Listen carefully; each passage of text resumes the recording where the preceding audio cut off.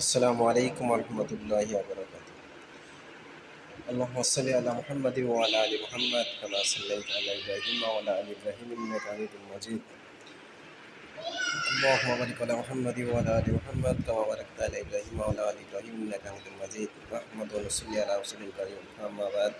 আউযু বিল্লাহি মিনাশ শাইতানির রাজীম। বিসমিল্লাহির রহমানির রহিম।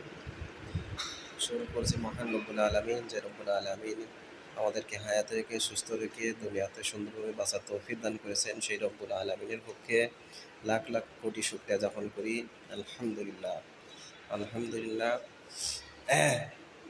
আজকে মানুষ দুনিয়া থেকে আমরা দুনিয়া লোভী হয়ে গেছি, দুনিয়ার পিছু ছুটতেছি, দুনিয়ার বাঁচার জন্য সুন্দরভাবে আমাদেরকে এই সুন্দর পৃথিবীতে সুন্দরভাবে বাঁচার জন্য আমরা কতই না চেষ্টা করতেছি, যে শুধু একটু দুনিয়াতে ভালো থাকবো এই আশায় টাকা পয়সা গাড়ি বাড়ি সব কিছু করার জন্য আমরা দুনিয়ার পিছনে ছুটতেছি।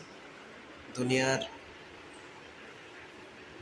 লোভ লালসার ভিতরে ঢুকে গেছি, অথচ আমরা আল্লাহকে ভুলে আমাদের একদিন চলে যেতে হবে সেই পরকালে। কিন্তু আসলে আমরা কতটুকু আল্লাহর জন্য করতেছি?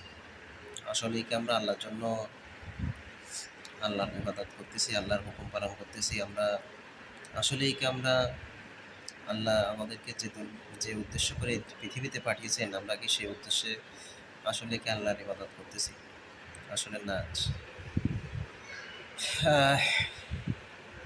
আসলে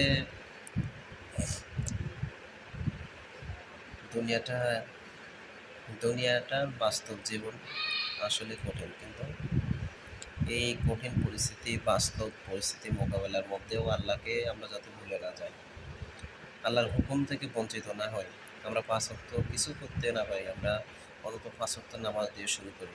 আজ পবিত্র জুম্মার দিনের ওসিলা করে আমরা পাঁচ ওয়াক্ত নামাজ শুরু করি। পাঁচ ওয়াক্ত নামাজের ভিতরে অনেক ফজিলত রয়েছে। আল্লাহ তাআলা সর্বপ্রথম রিজিকের পেরেশানি দূর করে দেবেন, কবরের আযাব থেকে আল্লাহ তাআলা মুক্ত করে দেবেন,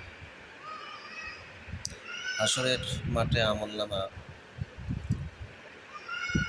আমলনামা ডান হাতে দেওয়া হবে, ফুলসিরাতের পথ বিদ্যুৎ গতিবেগে পার করাই দেওয়া হবে, এবং আল্লাহ তাআলা নিজ হাতে জান্নাত নিজ হাতে উনি পরিবেশ করাবেন।